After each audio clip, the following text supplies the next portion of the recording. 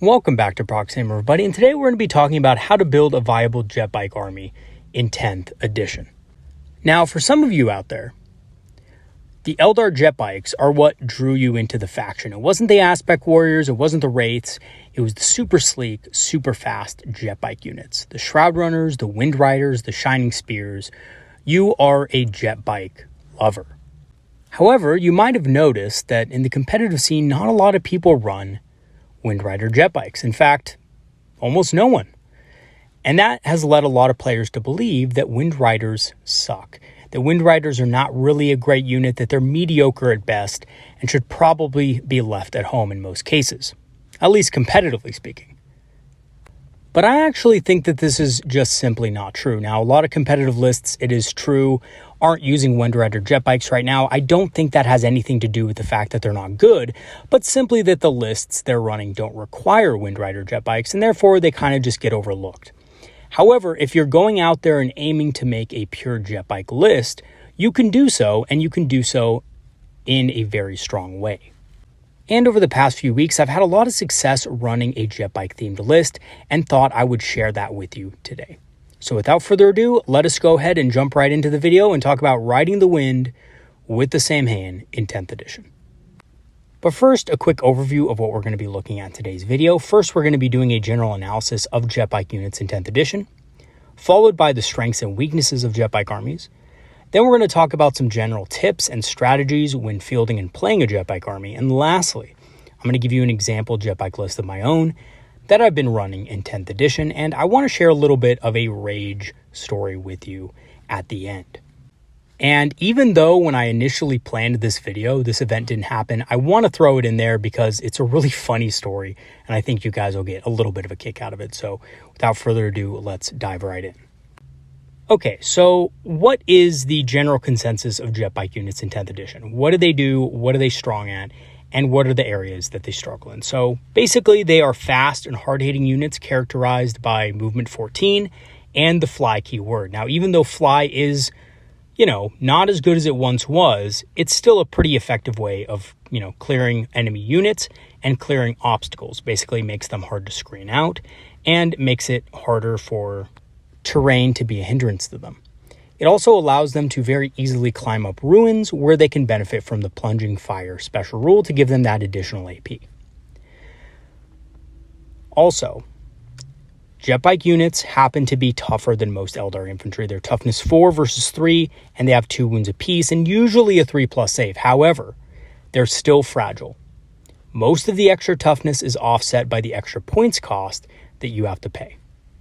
So while their stat line may look as durable as a Space Marine, they're really much more expensive if you consider their points.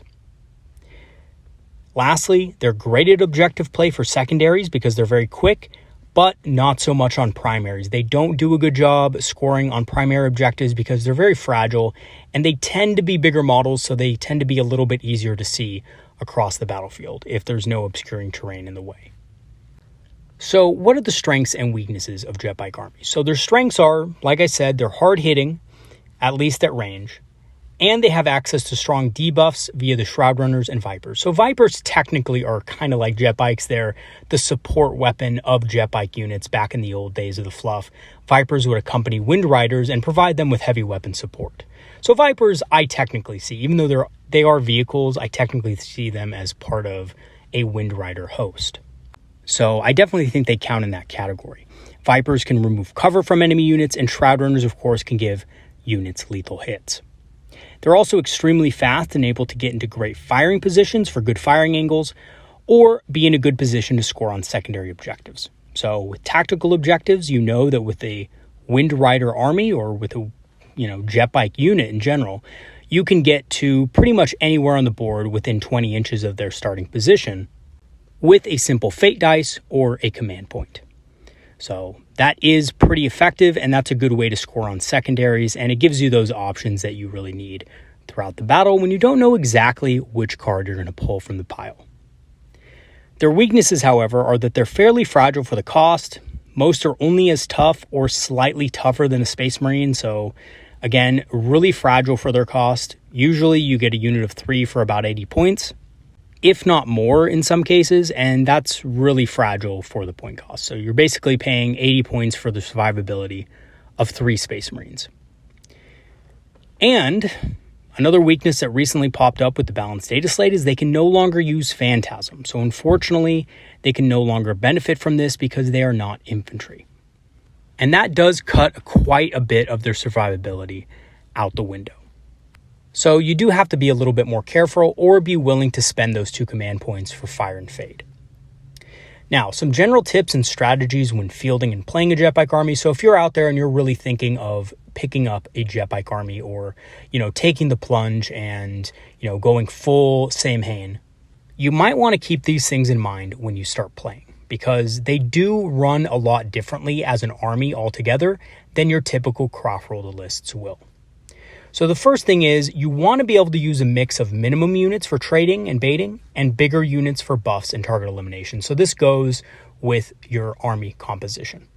And I see a lot of players who really want to start a jetbike army and they start out by assuming that they are going to take 3 full max units of Wind Riders.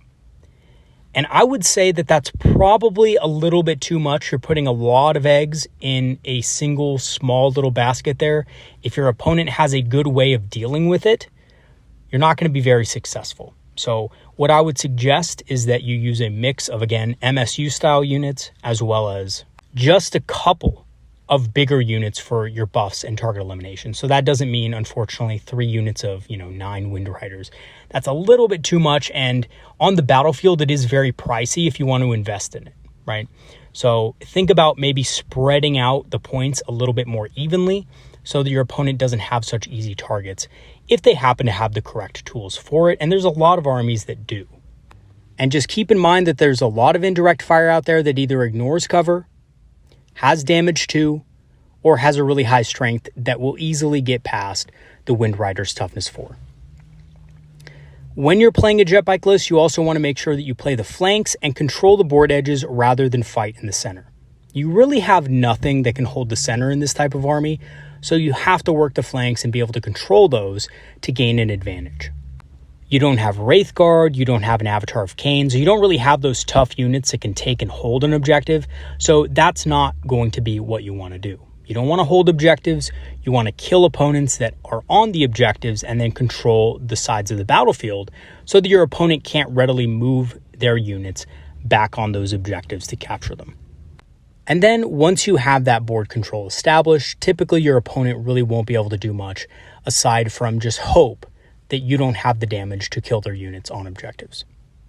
Lastly, don't spread out your forces too much and use them in conjunction with each other to eliminate threats and claim areas of the board. So like I talked about before, you want to make sure you secure the flanks, and once you do that, the table really opens up for you and you can use your greater speed to your advantage. Okay, so I wanted to give you an example jetbike list of my own that I've been running in 10th edition and kind of analyze it with you guys step by step and show you what my thought process was when making this list. Now, just letting you guys know beforehand, there are some fluffy picks that I chose that I wouldn't have chosen if I wanted to make this list as competitive as possible.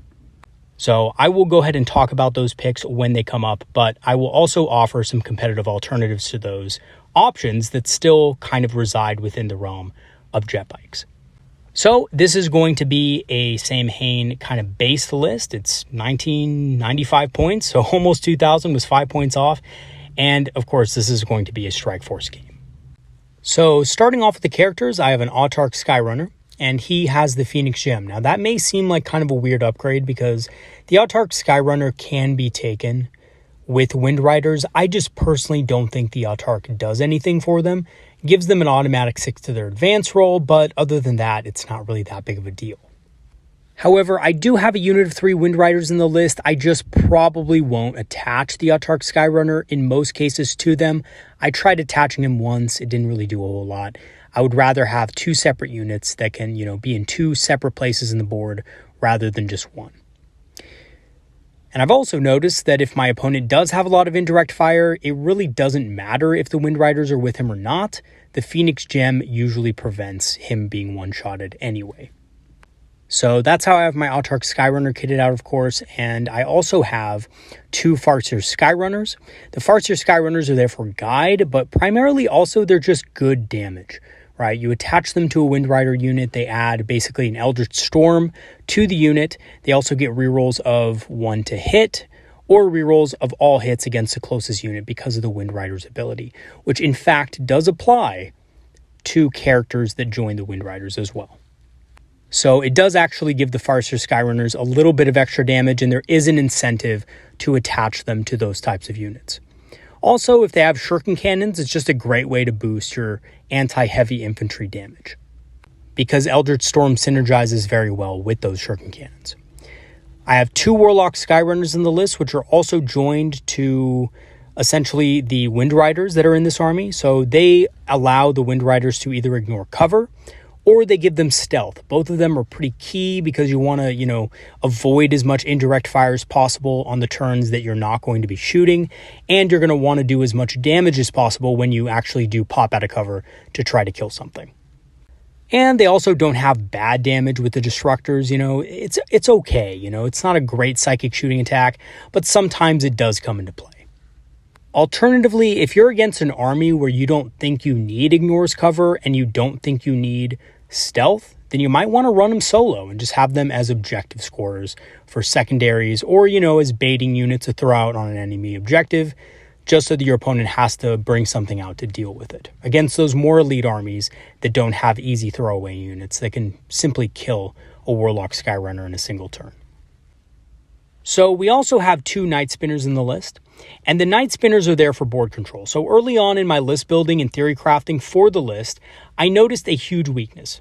And that was that for Jetbike armies to be successful, they need to be able to control the board, but they don't have any great tools for that. Unless you're going against an opponent who either is misplaying their movement a lot or just doesn't know the matchup very well. This particular type of list had the weakness of not having access to much board control, as many Jetbike units just aren't simply designed that way, right? Even Shroud Runners, who were a board control unit last edition, in the transition have lost that ability, right? They lost their, movement debuffs that they could, lay on enemy units and stuff like that. So the Night Spinners have had to pick up the slack. So I slotted in 2 Night Spinners to be able to control the board and stop enemies from getting on their objectives properly within the first couple of turns of the game, so that I could, kind of control the battlefield better and had more space to maneuver. And they worked great. They worked great in this kind of scenario. My Jetbikes were able to kind of move freely throughout the battlefield in the first couple of turns until I was able to kill enough to where they had a little bit more space. I also have 2 units of Shining Spears. Now, the point of the Shining Spears was basically a counter assault unit. They were there in case I was fighting a really heavy assault army that was going to, kind of rush in at me really quick, and there wasn't much I could do about it. I could throw my Shining Spears in there, eliminate some threats, and kind of skirt the rest of my army around the Shining Spears to get to safety. However, what I actually found was that most of my opponents were pretty smart and used the ruins to their extreme advantage, especially Shining Spears. Since they have such big bases, it's really hard to get them into ruins in the first place. So my opponents would simply go into the ruins and say, all right, well, they're there this turn. Next turn, I'm going to come out and charge you if you try to get me with the Shining Spears. And, my Shining Spears didn't do a lot in most of my games. However, if you wanted a more competitive unit, and again, Shining Spears are one of the worst units in the Eldar Codex, or Eldar Index, I should say, at this moment. If you do want a more competitive unit, Skyweavers are a very competitive alternative to Shining Spears, and they essentially do the same thing, but better. They're a great counter-assault unit with the Zephyr Blades, and they can do some good anti-vehicle damage as well with the Haywire Cannons. If you wanted to take a more competitive unit that's also cheaper and save yourself some points and maybe put some, more Jetbikes in your list, then Harlequin Skyweavers are going to be your answer. So Harlequin Skyweavers would be a 100% 10 out of 10 better pick than Shining Spears, just because they add more versatility to the army and they give it a lot of power, both not only as pieces that can score you objectives, but also units that can act as a counter assault to the numerous threats that might assail you. This list also has 3 units of minimum Shroud Runners. Now, the Shroud Runners are good because not only do they provide a little bit of precision to take out characters and stuff like that, and again, make things easier to kill, So if you're going against somebody that has a character in a unit that is, buffing its survivability or buffing its damage, and you really need to get rid of that, 3 units of Shroud Runners should be able to do it for you. Not only that, but Shroud Runners are good anti-infantry with their scatter lasers, and their shuriken pistols allow them to score secondaries very well because they're assault weapons. So that means you can move, advance, and still be eligible to score on secondary objectives. So Shroud Runners are very good for 80 points. They're really an excellent unit. And I would say if you're running a Jetbike themed list, definitely take 3 units of them because they're awesome. And I mean, also just being able to buff any unit in your army with lethal hits is very good. And it works for pretty much any shooting attack. So even Eldritch Storm and stuff like that will be able to benefit from lethal hits from the Shroud Runner's special ability. And if you're in a pinch, now this is not something a lot of players think about right away, but Shroud Runners are in squads of 3 and their bases are pretty big, which means you can use them to essentially block off certain areas of the battlefield that you don't want enemy units crossing without the fly keyword. So if the enemy unit doesn't have fly, they're kind of just stuck there. And there's a funny story I'll tell you about that happened to me in the last couple of days where this really came into play, and my opponent was frustrated to no end from it. He was an orc player, and I will tell you that story in just a little bit.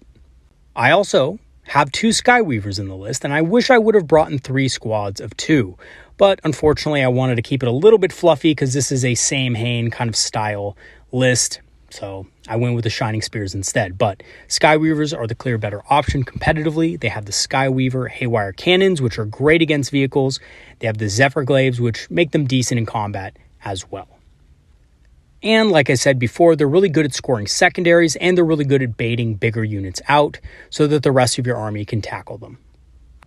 I also have 3 Vipers in my list for anti-large. Now, a lot of you may be looking at this and thinking, Proxy Hammer, why aren't you taking Hornets, my good man? Hornets are way better than Vipers.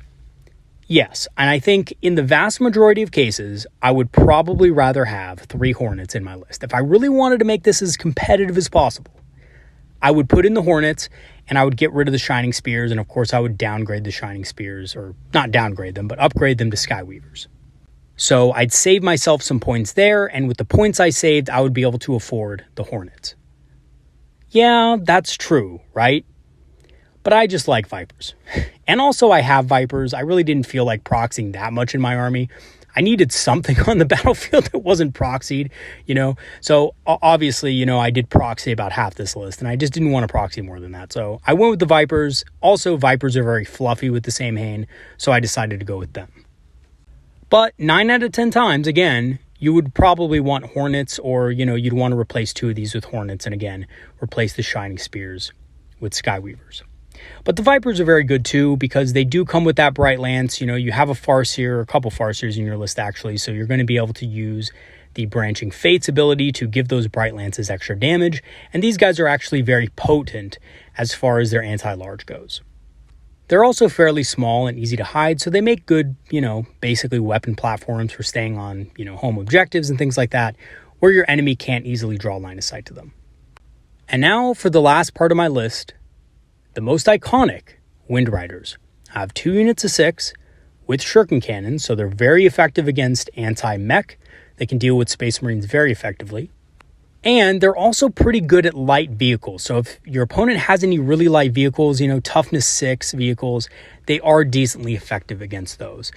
I know they're few and far between, but there are some vehicles out there like, Vipers and stuff like that, and maybe some others that are, toughness 6 and below.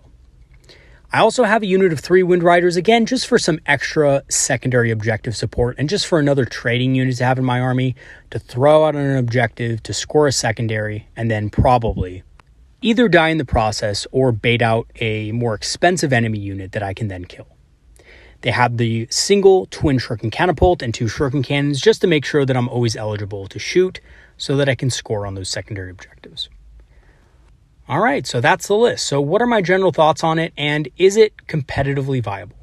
So personally, I like Jetbike themed armies a lot, and I think the archetype, the Jetbike archetype, has a lot of semi-competitive potential and actually competitive potential as well, if you obviously work on it a little bit. The list that I have, there's some units in there that really just don't work, that aren't really efficient, but if you swapped those out, this could be a very competitive list. I think it is missing a few tools away from being able to win some serious grand tournaments and things like that, but there's nothing stopping players from winning their local RTTs or performing very well in a tournament. You know, maybe a 6-round tournament, you go 5-1 with a type of list like this. You know, if it's obviously built a little more competitively with the recommendations I gave in the list analysis. So yeah, I think this list could do actually very well, and this archetype in general could do very well if built and played correctly. The different jetbike units work really well together, and our grav tanks do a good job of filling in the gaps. So one of the things that, you know, the jetbike army isn't really good at is board control. But like I said before, it needs board control to succeed, and that's why you take the double night spinner.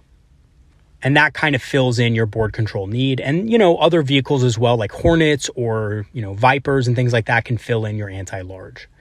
Shining Spears, like I said, are very niche. You know, they only work in a couple of different situations, and sometimes those situations just don't occur in games.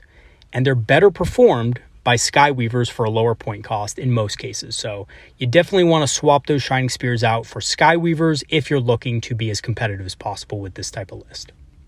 But if you just want to have a good time, I think Shining Spears are a really cool unit. And if you plan on using Shining Spears, that's awesome as well. I have a little bit of advice though. Don't run them in squads of 6.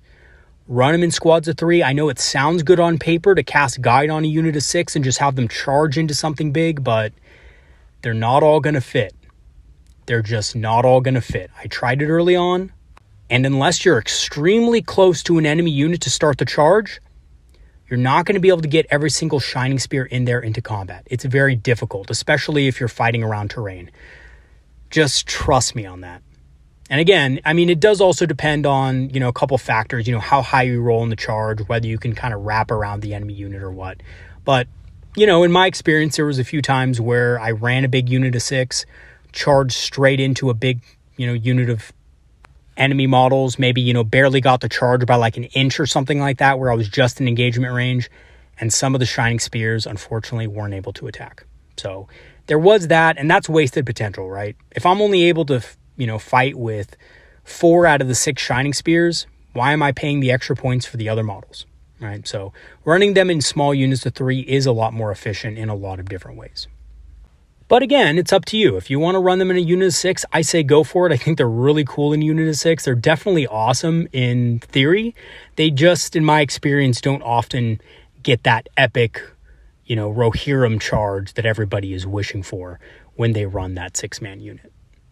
All right, now I told you guys in the beginning of this video that I would tell you a little bit of a story from one of the last games I had with this list at my local game store. So let's dive right into it. So essentially, let me lay the background for you. I called up one of my buddies because I figured he was free. I knew he wasn't working. So I said, hey, you want to head to the local game store, play a game of 40K? I'm trying out this new list. I kind of explained to him that I was going to do a little bit of a review on this type of list, so don't worry about being too cheesy. You know, bring a strong list so that I can give it a good run. And he says, okay, no problem. I'll bring my Abaddon brick. And already I'm thinking, oh God, what did I get myself into, right? So I'm on my way to the game shop, and I'm almost there. I'm probably a couple minutes away. The game shop is like a good 30-minute drive. So I get there, and I get a text from him saying, hey, man, I'm sorry. I'm not going to be able to make it today. So I'm like, well, I already wasted the gas. Let me just see if I can pick up, you know, a pickup game against somebody that's already at the shop. And what do you know? I walk in, and there's 2 players there. One of them is painting Warhammer Fantasy models, and I guarantee you he's probably not going to be interested in a game of 40K. And I was right. He was there just to paint Warhammer Fantasy, getting ready for Old World, of course. God, you know. And the other player who was there was already pretty much set on the table. He was playing orcs. He was looking at his troops and just kind of looking at the codex, and said, hey, do you want to play a game? He said, yeah, sure, I'll play a game. And I'm looking at his army, and it's just all orc infantry. And he has some trucks and stuff like that with, I think, a couple of units of knobs and stuff like that, right? So he has his knobs with the power claws and everything, and then he has his, you know, huge just horde of boys. So I'm like, you know what? This would be a good stress test. You know, I wasn't aware at the time that orcs were actually really high up there in the win rates in tournaments. I had no idea. So I jump into this game, And he looks at my army. He notices I'm playing Eldar. And one of the first things that comes out of his mouth is, "Oh, great, it's Eldar." And he basically goes on to say, well, let's see how you handle about 100 orc boys, right? And he has all his beast snaggers and stuff like that. So we set up, we draw our mission and all that. And in deployment, he, basically has a normal deployment. He deploys across the battlefield. Most of his heavy hitting stuff, his orc boys and stuff are kind of centered around the center. He has one unit of boys on the right-hand side of the battlefield, one on the left, one in the center, and then he has, his trucks kind of behind terrain and stuff where I can't see them, so they can pop out and support his orc boys as needed. I, on the other hand, had most of my hard-hitting stuff on the left-hand side of the battlefield, and a lot of my support pieces on the right-hand side. So, I had my Night Spinners kind of on the right flank. They were supported by some Shroud Runners, and I had, a Skyweaver unit over there and stuff like that, and I had my Shining Spears kind of one on each flank a little bit. And basically my goal is I'm going to control the flanks of the battlefield, but I'm going to use one of the sides of the battlefield in particular to push and try to push into his deployment zone so that I can take out, I think he had a unit of Gretchen on the home objective. I want to take out that. I want to get behind him so that he has to basically fight a war on two fronts, essentially was my plan. The only trouble, of course, was going to be getting through all of those boys. He had an insane amount of boys. 3 of the units that were in front obviously had the Feel No Pain and stuff from the Pain Boy and a lot of buffs. So I knew that was going to be kind of hard to get through, but the ace in my sleeve, of course, was the Night Spinners. Now, the Night Spinners were going to be key to my victory here because Night Spinners not only reduce movement, but they also prevent advancing. And one of the biggest things that the Orc Wall allows you to do is advance and charge. So I got first turn, and one of the first things I did was I shot one unit of boys on each side of the battlefield with a Night Spinner, preventing them from advancing and subtracting their speed. Now, this Orc player was unaware of this ability. He did not know it prevented advances. He thought it just prevented movement. And you could see the look on his face as he knew that he was in trouble.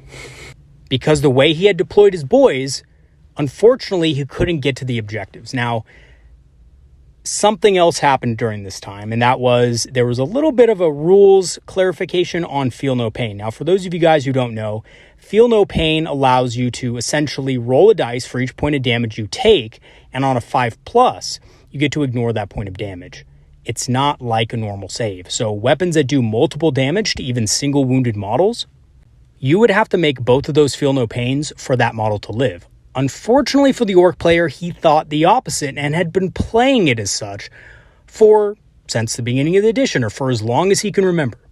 So we looked at the rules, we spent about 20 minutes looking, and finally he conceded that I was correct, unfortunately, and he sulked about it for about 10 more minutes. Now, it only got worse from here. Because when his turn came around, now I really didn't kill a lot during his turn. I just basically slowed him down. The Night Spinners were able to shoot, but nothing else in my army really threatened him, which is typical of a turn 1.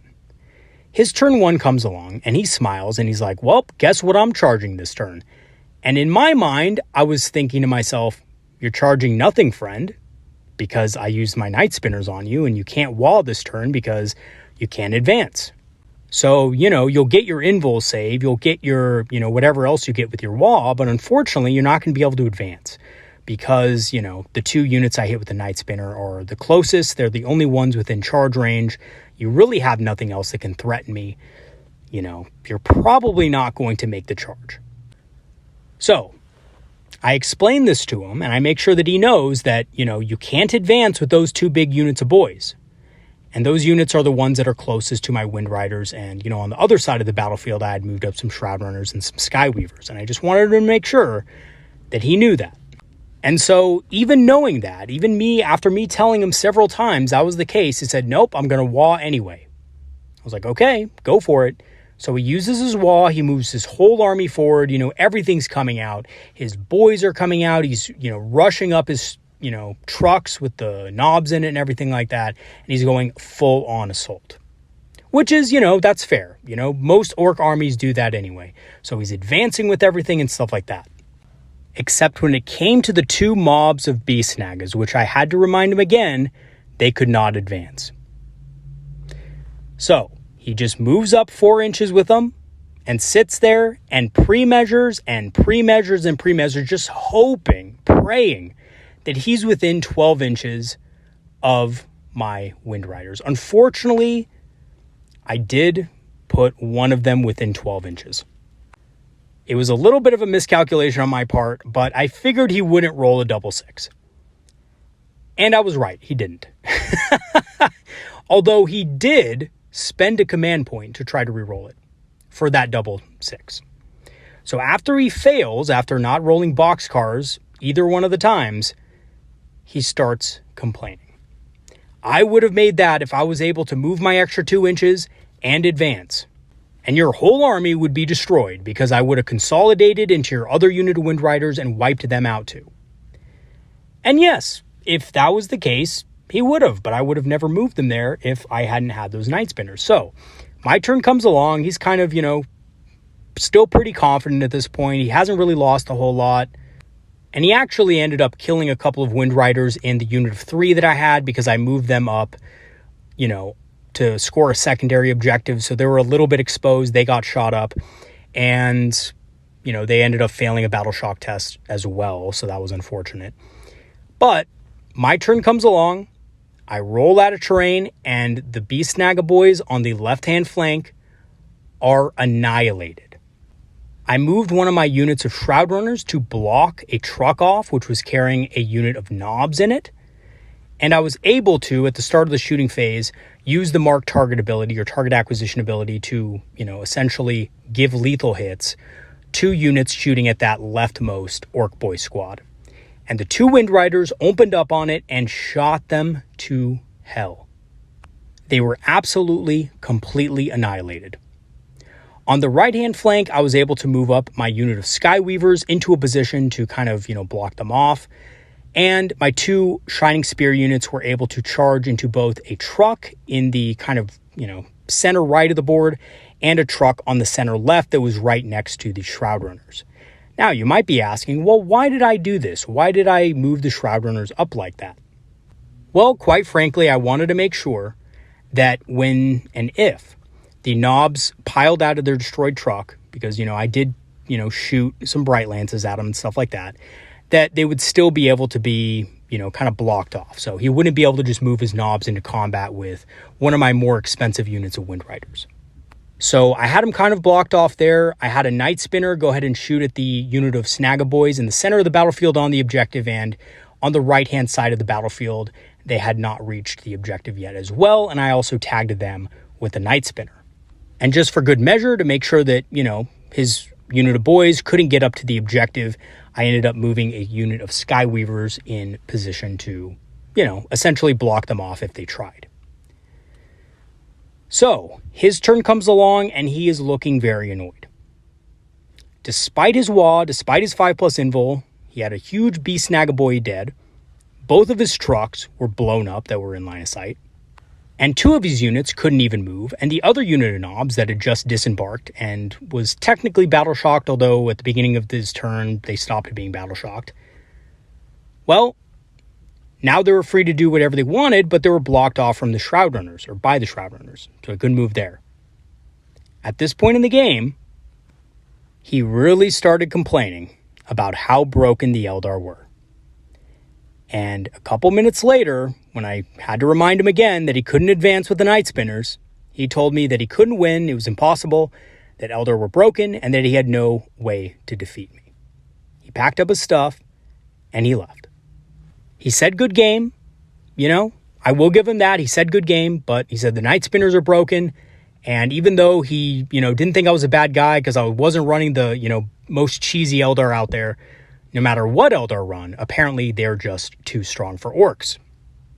But the crazy thing is, I hadn't actually thought he had lost yet. I thought he was still, in the game. I thought he still had a great number of tools at his disposal that he could use to kind of destroy my units. He could have at least picked up the unit of Shining Spears and the Shroud Runners that were in front of the knobs. He could have easily done some sort of double charge with them and, picked up quite a few units there. And yes, I would have killed those knobs the next turn, but he still had skin in the game, right? But he quit because I guess he really didn't understand how the Eldar worked, and he was getting frustrated at the Night Spinners. Which, although I can definitely understand why, because of the interaction with the Waaagh, I also thought he popped the Waaagh a little bit too early, considering he would have needed a 12 on one of his Beast Nagas to actually get into an assault.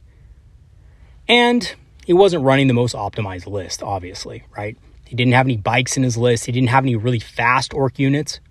So unfortunately, there were things that he just couldn't do anything about, but I still thought he had a decent chance of winning. So it was a little bit of a shame that he had walked off. But, he was getting several of his rules wrong, and apparently he was getting them wrong for a really long time, like the Feel No Pain, of course, with, basically saying that you only needed one of them to pass and save a model, even if you're dealing 2 damage. Which actually, if you think about it, is a really powerful, misinterpretation of the rules to give yourself. Basically, doubling the survivability of your orc boys against things with, double damage, like damage 2 or even sometimes damage 3, right? So he was giving himself a pretty powerful buff. So to my Chaos Space Marine buddy who bailed on me at the last second and forced me to play that pickup game with a random orc player, thank you so much for giving some funny content to the channel. Really appreciate it. And I hope we can have a game next week under better circumstances. But yeah, anyway, sometimes you have games like that in 40K. It's all good. It all comes with the territory of being an Eldar player. You just got to keep your head up and, keep playing, because don't let other people ruin your fun. Oh yeah, and one of his grots he actually left at the store. He actually dropped it by mistake on the way out and forgot it. So I had to give it to the store manager to make sure that he gave back to them. But it was just, the perfect storm. He was so upset and so salty that he forgot one of his grots behind. So left the man down. All right. So in conclusion, I had a lot of fun with the list as it was fast, hard hitting, and had a lot of synergy. And it was super, again, really fun and exciting to play. It was very exhilarating, the play style. Moving your models super fast across the battlefield is always super fun. And I had a blast doing it. In 9th edition, despite the fact that the Samhain craft world was awful and probably one of the worst craft worlds, in the main craft world lineup as far as their traits went, I still had a lot of fun with that list despite that. So I knew I was going to have fun with this list as well, and I did. However, like I said before, it was missing some of the tools to deal with certain enemy types, and that had to be fixed by adding 2 Night Spinners to the list to ensure that my units could not get caught out or charged easily. And also, quite simply, even though I did play quite a few games with these guys, I managed to get in 6 games with these guys over the last couple of weeks, I didn't go up against every single matchup out there. And I'm sure there's going to be matchups where jetbike armies are going to be very hard-pressed to win, because either your opponent can match your speed, or your opponent just has the massive amount of indirect fire needed to take out your units before you can even attack. And while there are ways to kind of mitigate that by using reserves and using different stuff, a full jetbike list unfortunately doesn't have quite all the tools needed to be able to fully deal with a list like that. So there are some lists that you will come up with that are just going to probably smash you, and you're just going to have to say, well, bad matchup, right? It's kind of like in the old days where if you were playing a Wraith-based list and you were going up against Dark Eldar with all their 4+ poison, it was basically just a good game moment. You kind of had to just look at them, look at their army, look at your army, shake their hand when the game began and said, hey, let's have fun for a couple of turns, but I think this is going to be over pretty quick. It's kind of one of those scenarios. And I'm definitely not saying it can't be done, but when you're going against a pure artillery guard army, or you're going against something like the, new Space Marine Imperial Fists style detachment, it's just not going to be a very fun time whatsoever. But yeah, aside from those very few instances, I think you'll have a lot of fun with the jetbike army, and it's actually one of the cheaper armies to get into for Eldar, because you get the 6 Wind Riders in the combat patrol, and you could just sell the rest of the stuff if you wanted to, and essentially get the Wind Riders for free. So yeah, basically what you do is you buy the combat patrol. It's about $123 on Amazon. If you're interested in that, I do have an affiliate link in the description that kind of links to the combat patrol. And, I do make a very small percentage of that sale. It helps the channel, but, you're not charged any extra. But essentially what you do when you get the combat patrol is you sell the Guardians, the Wraith Lord, and the Farseer, and you kind of end up with the Wind Riders for free, right? And it's a full kit of Wind Riders. It's not, a kit that only has, shuriken catapults in it. It has the cannons and it has the scatter lasers too. So you get all the options, and you can essentially get a large portion of your jetbike army for free with a little bit of your own work, because you do have to sell the other stuff, but you should basically be able to sell that for close to retail price. And then you can, go from there. All right, everybody, that is going to be it for today's video. Thanks for watching, and thank you so much to all my patrons and supporters who have supported the channel over the last months. Your help has been greatly appreciated and helped the channel grow immensely. I'm almost to 3K subscribers. If we can reach that by the end of the month, I think that'd be a great milestone for a year on YouTube. I think that'd be really cool. So thank you once again for all the support. If you do want to become a Patreon member and help support the channel, I have free trials activated, which grant you permanent access to our Discord community, which is a community of Eldar players and enthusiasts who love talking about strategy, tactics, and of course, hobbying. If you want, I will leave the link for that in the description. I also am an Amazon affiliate, like I said before, and have a channel store page. So if you want to pick up some Eldar-inspired apparel or discounted Eldar miniatures on Amazon, to help support the channel, I will leave the links for those in the description as well. And lastly, I have a Kickstarter going on right now to try to raise money to hopefully support the Eldar Knights fan decks that I've been working on. I will come out with this regardless, but if you want to support the project and get a digital download on the channel Discord, you can support it below in the link on the description. And just go ahead and shoot me an email and said, hey, I supported you on Kickstarter. Do you want to go ahead? Or I supported the Kickstarter project, whatever. And, send me a Discord link so I can get the updates. And then I will be updating you guys with new data sheets on the channel, in the community posts, pretty much once every couple of days. I'm trying to kind of create a data sheet for you guys to look at and see. So yeah, and again, if you do have any further questions about that, let me know and shoot me an email. I will also have the email on my channel as well. All right, everybody, that's going to be it for today. Peace out. Have some great games this weekend, and I'll see you guys next time. Have a good one, everybody. See you later.